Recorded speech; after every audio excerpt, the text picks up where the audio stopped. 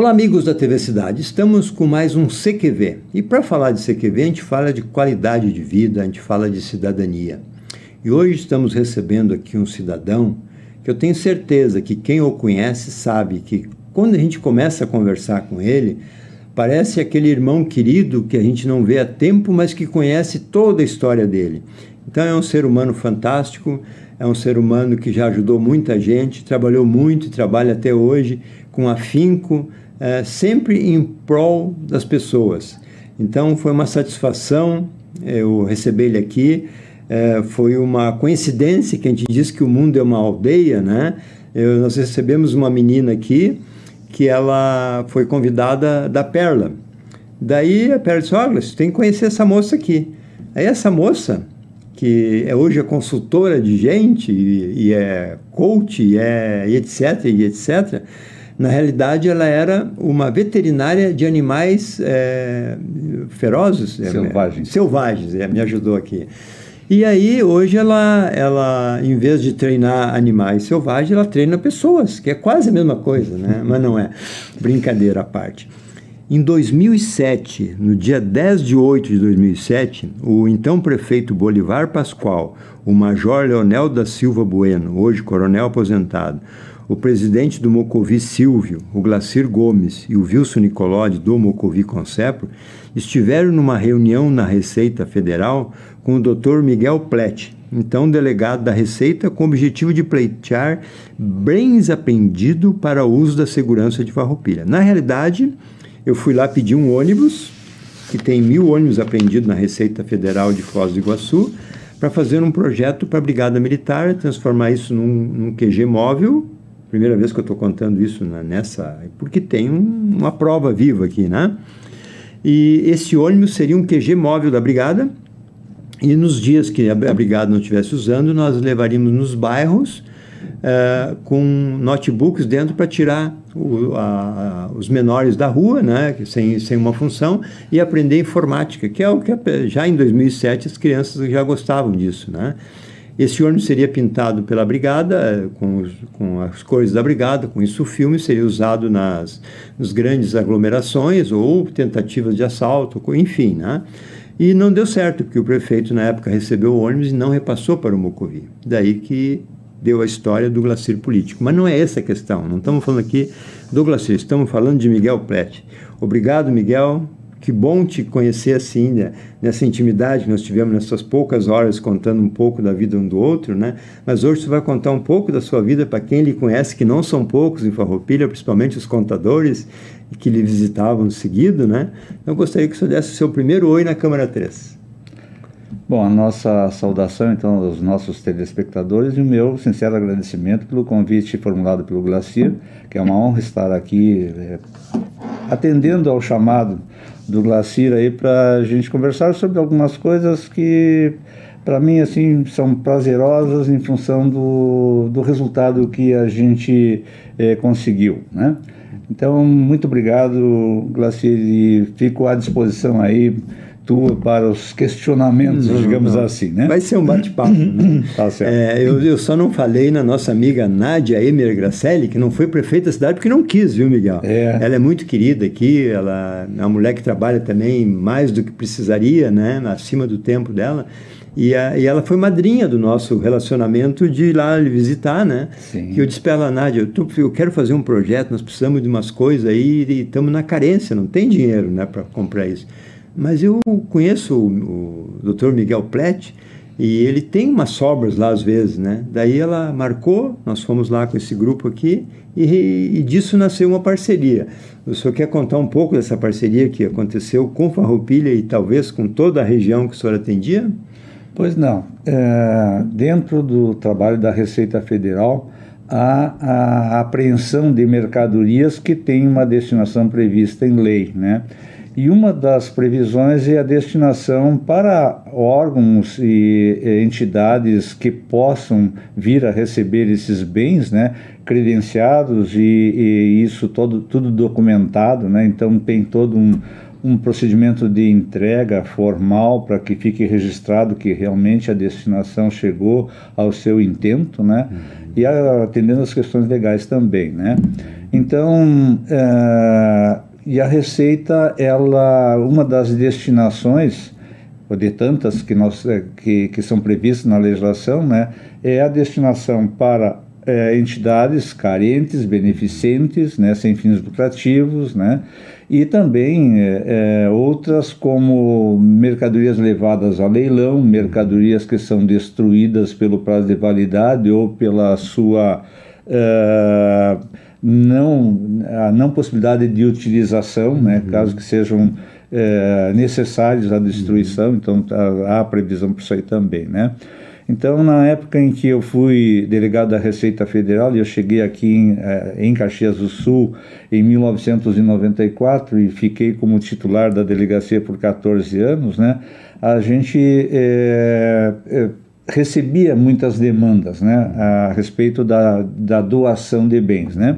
Então, como não é o objetivo da Receita guardar mercadorias em seus depósitos para se deteriorarem e não ter uma finalidade, né, em todo o Brasil isso acontece. Sempre o objetivo é que seja dada a destinação o mais rápido possível para desocupar armazéns e depósitos que a Receita eventualmente tinha que ter para guardar. Só para dar uma ideia, em Foz do Iguaçu, que é uma das unidades que mais apreende mercadorias e mais tem mercadorias apreendidas, né?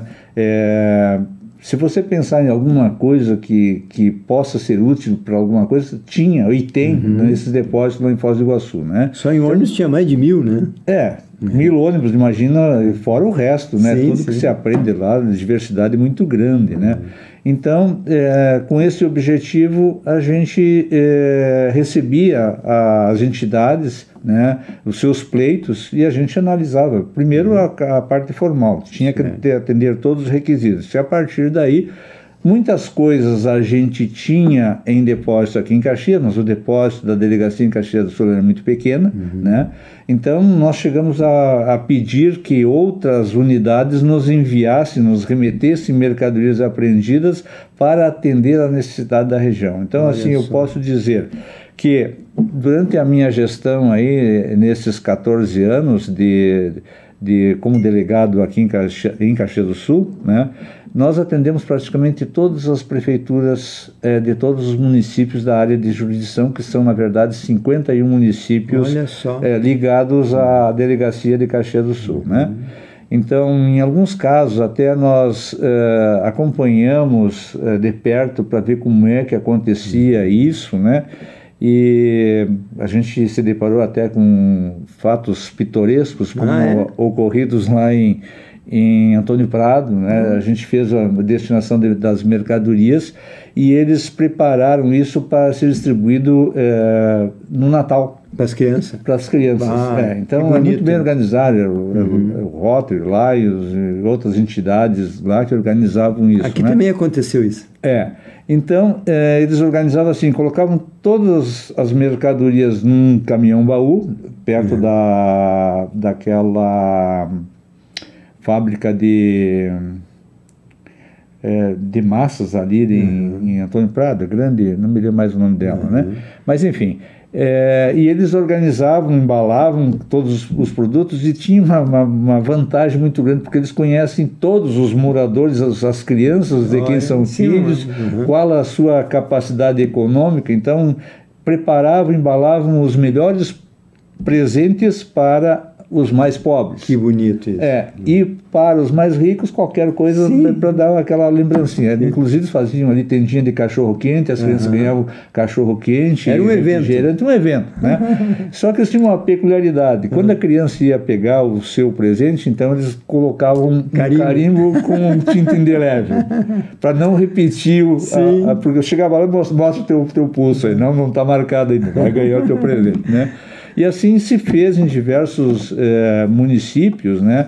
E falando particularmente aí de Farroupilha, município de Farroupilha, nós tínhamos dificuldade em guardar veículos, né? e bens. E aí nós não tínhamos onde guardar isso, né? Como é que nós vamos resolver essa questão, né? Aí, sabendo que aqui nós tínhamos aqui os armazéns da festa do Kive, né? Isso. Pavilhões grandes, né?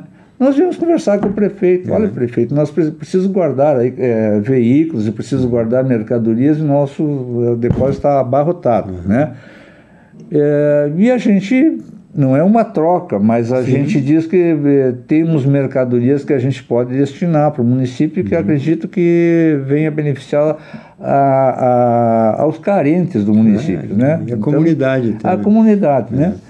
E aí então a gente viu as possibilidades e estabelecemos essa parceria, né?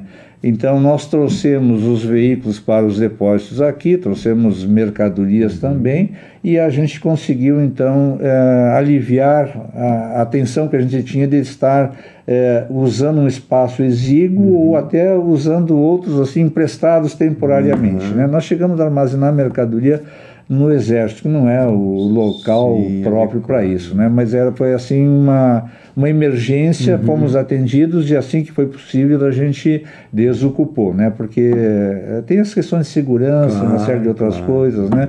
Então a gente contou muito com essa parceria e outras que nós estabelecemos, né? Então, quando se fazia as doações, e algumas, como eu disse, que eu participei, né? A gente via assim os olhos das crianças, dos idosos, das pessoas que não tinham nada, praticamente, né? Emociona, né? Aquilo era o retorno do que a gente estava fazendo e se dispunha a fazer, né? Então a gente via aqueles velhinhos recebendo alguma coisa, né? As velhinhas recebendo alguma coisa, estojo de beleza. Olha, né? Só, então que bacana. Mexia com o amor próprio das pessoas, né? Dava assim um sabor diferente, né? Então isso foi prazeroso, isso foi uma coisa que nós conduzimos assim com muito carinho, embora com muito esforço, e aí eu posso ressaltar o trabalho da minha equipe, que era muito participativa e disposta e predisposta a fazer esse tipo de trabalho. Então realmente foi um trabalho que se executou em benefício daqueles mais carentes e que não fizemos mais do que estava ao nosso alcance, né? Muito legal. Farroupilha, inclusive, foi beneficiado com alguns veículos na época em função dessa parceria, né?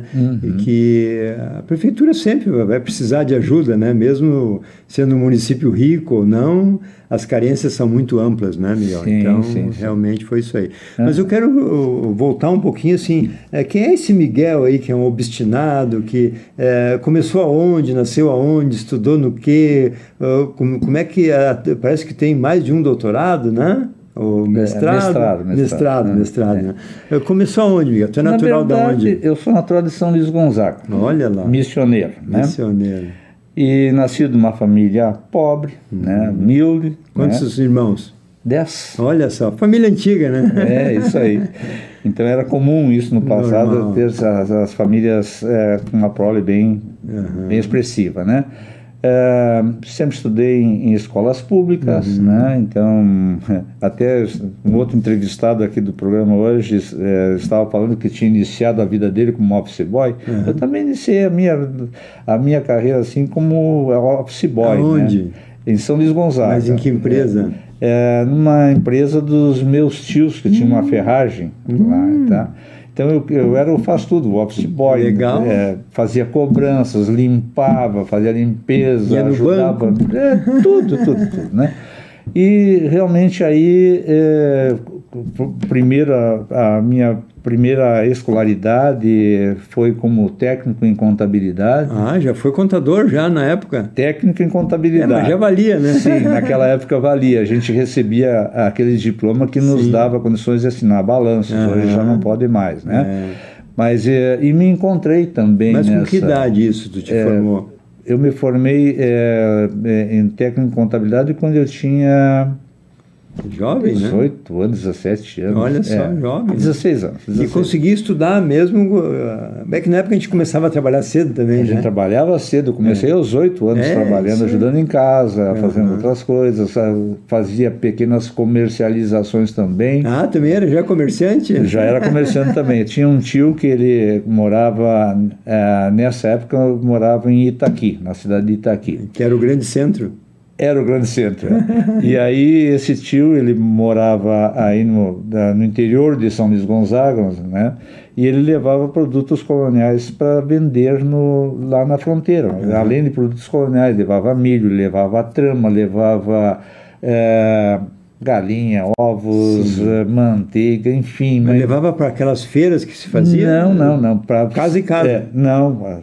Quem fazia o casa em casa era eu. Ah, tu que era o vendedor? Eu que era o vendedor. As coisas grandes ele levava nas fazendas, né? Quando era trama, direto, né? Ou era milho aí para grandes comerciantes. Né? Ele era grandão já, o tio. Sim, o tio era. Então a gente fazia essas coisas picadas, né? Era uma venda a varejo, né? E desde cedo tu já ia para Lida? Desde cedo. Então depois nos mudamos para Uruguaiana, segui fazendo isso aí também, né? Já foi para a fronteira? Já fui para a fronteira. Aí depois nós perdemos, eu tinha 14 anos quando perdi a minha mãe. Poxa, né? A vida foi... E aí nós tivemos um problema sério porque a nossa família, ela nos separamos, muitos irmãos, alguns tios ficaram cuidando de um de outro. Sim, o pai não dá conta de tanto filho. É verdade, E ainda a mãe, né? Quer dizer, nós temos 6 irmãs, né? E 4 irmãos. Ainda então, mais menina. Mais complicado isso, né? E aí então eu voltei para as minhas origens lá de São Luís Gonzaga, aí que eu comecei a trabalhar com meus tios, estudando, trabalhava de dia, estudava de noite, né? Que legal. E muitas coisas a gente fazia assim como uma troca. Lá onde eu estudava, eu também prestava serviço para diminuir os meus custos, né? E aí foi, né? Comecei a trabalhar numa empresa, primeiro com os tios, aí depois eu comecei a trabalhar como contador, então mesmo sendo técnico era possível fazer isso, né? Eu fui contador de uma cooperativa de produção. Já subiu de cargo. Né? Sim, aí realmente aí eu comecei lá como auxiliar de contabilidade, fui entrando, aí fui contador, fui procurador da empresa já também. estava mandando já. Não, com certeza, estava muito bom, né? E aí fiquei 14 anos, eu sou um cara assim muito na minha carteira profissional tem poucos contratos de trabalho, mas duradouros. Então eu fiquei 14 anos nessa empresa. Mas estudando? Estudando, sim. Aí eu fiz, veja só, morava em São Luís Gonzaga, fazia ciências contábeis em Santo Ângelo. Nossa, pegava um ônibus todos os dias, ia e voltava. Olha só. Aí me formei em ciências contábeis, resolvi fazer administração. Lá em Santo Ângelo também seguindo a mesma coisa, né? Aí surgiu o concurso para a Receita Federal, né? Aquele concurso Barbada, né? Barbada que... aquele que 200 candidatos por vaga, mais ou menos, ou naquela por meia, época. né? E aí fiz o concurso para a Receita, fui aprovado, e aí em 1900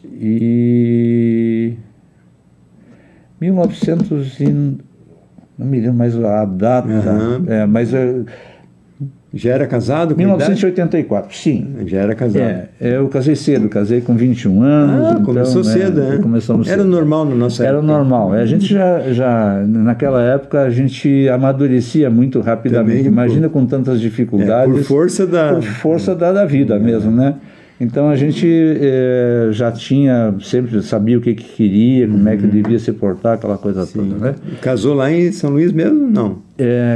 Casei na verdade em Porto Alegre. Voltamos porque a minha namorada, minha noiva, nós morávamos em São Luís, eu e ela, e depois ela se mudou, o pai dela se mudou para Porto Alegre, então aí no período de noivado, casamos lá e trouxe ela de volta para morar. Isso agilizou o casamento também, a distância. Também, claro, com certeza, né? Acabou o comodismo, né? E aí quando tu passou na Receita, tu começou aonde? Eu comecei na unidade de Uruguaiana. Já na fronteira lá. Na fronteira. Na verdade, a Receita lá é muito forte, em zonas de fronteira, na parte de comércio internacional, né? Então, eu assumi logo de cara toda a parte operacional do comércio internacional na delegacia de Uruguaiana. E aí, nesse período, já comecei a lecionar na PUC, lá em Uruguaiana. Já era professor, já? Já era Não, eu comecei a minha vida como professor na PUC. Olha só, grandão já. Já grandão também. Mas com duas formações, né? Já tinha duas formações. Eu tinha duas formações, administração e contábeis, né? Aí passaram 6 meses, vagou a inspetoria de São Borja. O inspetor tinha sido transferido e aí o meu delegado lá me convidou para assumir, porque a inspetoria de São Borja era vinculada à delegacia de Uruguaiana, né? Aí perguntou se eu queria ir. A princípio, eu não queria, né? Na verdade, estava bem lá em Uruguaiana, né? Lecionando. Já tinha filhos, já não? Sim, já tinha as filhas, a Juliana e a Silvana. Ah, duas moças só? Duas moças só. Muito bem. E aí, eu digo, não. E aí a questão toda é que tinha um outro colega, esse colega e eu, que seriam os possíveis candidatos para ir para São Borja. Mas esse meu colega, para ele, ia trazer um problema muito sério. Ele tinha um filho excepcional que precisava ser tratado lá. Digo, não, eu vou. Aí fomos para São Borja. Primeira mudança radical da família. E aí assumi, então, a inspetoria de São Borja lá, né? E também logo surgiu a Universidade de Santa Maria, que tinha cursos de graduação lá em cooperativismo. Já me convidaram para lecionar no cooperativismo. E depois a mesma Universidade de Santa Maria criou um curso único de ciências contábeis. Olha só. E aí eu fui o coordenador do curso e dupla professor... jornada e com responsabilidade. Sim, e ainda tinha algumas disciplinas que eu lecionava também. Eu contratava os professores e também tinha algumas que eu tinha que administrar, porque não tinha professor lá em São Borja para... Multitarefas, né? E aí fiquei quase 10 anos lá em São Borja. Durou bastante. E aí me chamaram de volta para Uruguaiana. Aí voltamos para Uruguaiana, assumindo também a mesma área de comércio internacional e implantamos o Porto Seco lá em Uruguaiana. Ou seja, uma unidade onde todos os serviços aduaneiros estavam concentrados, né? E aí eu fiquei lá um ano e pouco. E aí o superintendente me convidou. Miguel, vagou lá a delegacia de Caxias do Sul. Barbadinha. Barbadinha. São 51 municípios, aquela coisa toda, né? Tinha 5 agências, né? Digo, bom, vamos a mais Mas isso desafio. É uma promoção daí? Sim, promoção. Aí já sobe de nível. Sim. Aí já chegou grandão em Caxias. Assim como aquela ida para São Borja representou também, mas em menor escala, essa veja, depois do delegado, de ser delegado é superintendente, depois superintendente é o secretário da Receita Federal. Então realmente estava no topo, né? E aí é claro que a gente assumiu uma imensa responsabilidade em relação a isso, né? E também logo houve a oportunidade de começar a lecionar na universidade. Então aí eu estava lecionando na área das contábeis, né? Aí depois me convidaram para lecionar na área do direito, mas eu ainda não tinha formação em direito, mas me convidaram pela expertise, né? Aí assumi, inclusive eu lecionei aqui no núcleo de Farroupilha, muitos anos. Fui professor de comércio internacional aqui com muito orgulho. Que legal! Então, era do professor Bamp, que era o diretor saudoso, do centro. querido. Pessoa querida, né? Muito Raul. Professor Raul Bampista.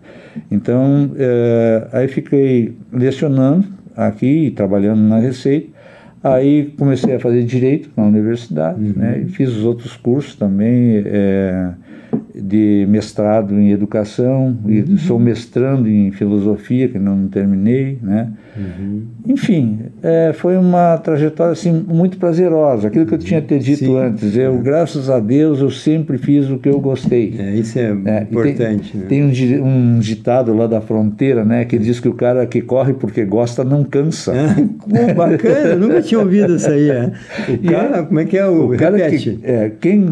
Quem corre porque gosta, não cansa.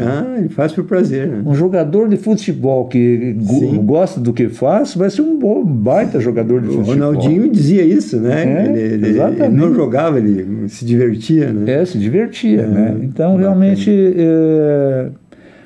essa minha trajetória toda é muito prazerosa. Mas sofrida também um pouco, né? Por essas andanças, pela responsabilidade, né? Na verdade, ser um administrador da Receita Federal não é tarefa fácil. Você lida com conflitos, exato, né? Imagina, né? Cachorro grande, como se diz, né? Porque a gente tem a incumbência, né, e a função para efetuar a fiscalização e a cobrança, que é o objetivo fim da arrecadação, da Receita Federal, enfim, né? Então, é claro, também nisso aí, Glacier, eu tive sempre um bom relacionamento com a sociedade, com os empresários, né? Então, um pouco diferente do modo de proceder que a gente respeita de cada um, né? Muitos dos meus colegas assim sempre acham, assim como os juízes acham que tem que ter um distanciamento da sociedade para evitar alguns outros problemas. Bom, aí vai do caráter da pessoa também, né? Então convivi, sempre participei de todos os eventos dos quais eu fui convidado, né? E separando uma coisa da outra, né? Hoje tem amizade em toda a região aí, né? Graças a esse relacionamento, quer dizer, né? E sempre fui essa pessoa simples. Não, que legal. O cargo nunca me subiu a cabeça. Que bom. Eu sempre dizia, a pessoa que quis falar comigo, falou comigo. Sim. Independentemente se fosse uma pessoa humilde, uma pessoa, um grande empresário, recebia todo mundo e tratava do mesmo jeito, né? A gente via lá, acho que nós fomos 2 vezes lá, a última vez já não era mais o Dr. Miguel Plett, era outro já. Nós fomos pedir um drone, que tinha uma dificuldade aí nos bairros, aí nós pedimos um drone lá, no fim conseguimos um e acabamos comprando mais 2 depois, né? Mas a Receita realmente é aquilo que o senhor falou, tem que cumprir a norma, né? E aquele que é infrator, ele tem que se sujeitar ou pagar ou melhorar de vida, né? E hoje, já que citaste a Nádia é uma grande profissional da área contábil, uma grande amiga que eu tenho, respeito ela, admiro ela, né? Então a Nádia estava falando aí também das questões da Receita Federal. A gente atendia sempre muito cordialmente os colegas contadores, porque na verdade eles fazem uma boa parcela do trabalho para a Receita Federal. Eles vivem fazendo relatórios demonstrativos, entregando para a Receita Federal. E eles não querem errar, né? Não querem errar, né? Então ela mesma hoje, estava conversando com ela e com a Juliana, estava junto comigo, né? Ela dizendo que a Receita Federal, ela num primeiro momento, ela mudou. Ela estava falando dos anos 70. Sim, os anos 70 eu sei como é que era a Receita. Era uma coisa assim, muito impositiva. Sim, né? Era quase a Polícia Federal, né? E aí ela disse assim, não, a Receita hoje ela tem um procedimento já de muito tempo, né, de primeiro orientar o contribuinte. E em não havendo a obediência a essa orientação é que aparece a fiscalização. Quer dizer, o último recurso, né? E isso é bom porque nós temos uma relação fisco-contribuinte muito amigável. E isso não é uma coisa assim do nada. Na verdade, é a propósito da Receita Federal na sua cúpula. Então, tem inclusive uma unidade, um núcleo da Receita em Brasília que cuida especificamente da relação fisco-contribuinte. Porque você tem que ser aberto, né? Às vezes o contribuinte ele não quer errar porque ele quer, muitas vezes é porque ele não sabe, ele é ignorante naquilo, desconhecendo, né? Então tu tem que dar acessibilidade para o contribuinte para ele realmente buscar informação, buscar orientação. E aí, é claro, ele vai fazer a coisa certa, né? E até eu vejo assim, né, Miguel? Quando faz aqueles projetos de alongamento da dívida, é uma maneira da empresa sobreviver e pagar a dívida, mas também sobreviver, né? Naquelas... Né? Bom, foi bom tu ter citado isso aí, tem 2 viés. Né?